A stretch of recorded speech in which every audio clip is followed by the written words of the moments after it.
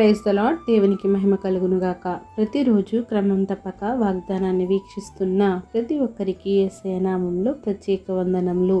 Subscribe చేసుకొని అనేక మందికి షేర్ చేసి దేవుని మాటల ద్వారా బలపరచండి. ఈ దినమునకై ఏర్పాటు చేయబడిన దేవుని వాగ్దానము మత్తయి సువార్త 13వ అధ్యాయము 28వ వచనము.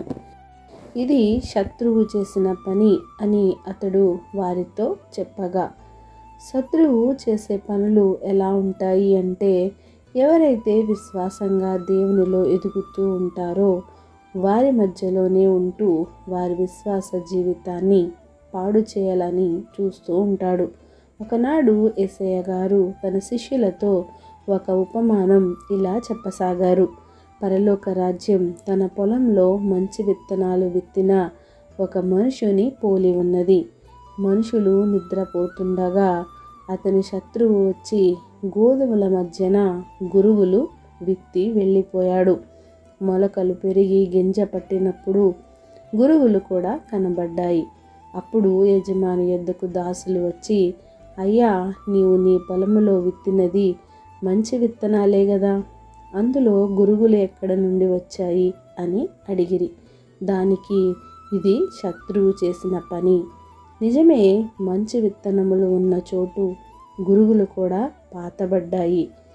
సాతాను విశ్వాసుల మధ్యలో అవిశ్వాసులను చేర్చి ఎదగనిస్తాడు. కానీ దాసులు వచ్చి, యజమానునిలో మేము వాటిని పెరికి వెయ్యమ్మా అని అడిగినప్పుడు, వద్దు, గురుగులను పెరుగుతూ వాటితో పాటు గోధుమ మొక్కల్ని కూడా పెళ్ళగిస్తారేమో, కనుక కోతకాలం వరకు రెంటిని కలిసి పెరగనీయండి. కోతకాలంలో కోత కోసే వాళ్లతో గురుగుల్ని ముందుగా పోగు చేసి వాటిని కాల్చివేయడానికి కట్టలు కట్టండి, గోధుమలను నా కొట్టులో చేర్చండి అని చెబుతాను. కనుక ఆ రెండిని పెరగనీయుడి అని వారితో చెప్పెను.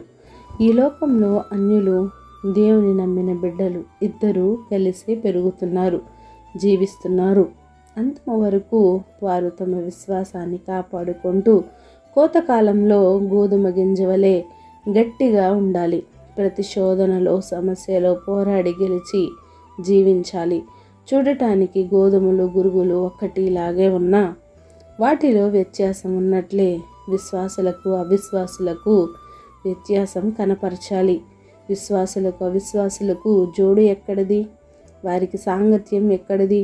గురుగుల నుండి గోధుమలను ఎలా ప్రత్యేకింపబడతాయో అలానే నీవు అవిశ్వాసుల మధ్యన వేరుపరచబడి ప్రభువుకు మహిమకరంగా ఉందువుగాక. ఆమేన్. చిన్ని ప్రార్థన.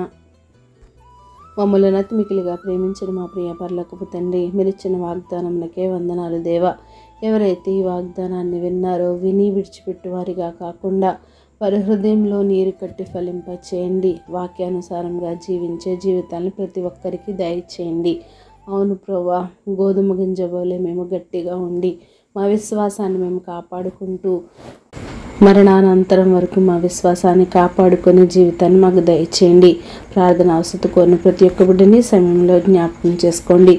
స్వరూప గారి కుమారుడు సామ్యూల్ కిరణ్ రెడ్డికి మంచి జాబ్ను అనుగ్రహించండి.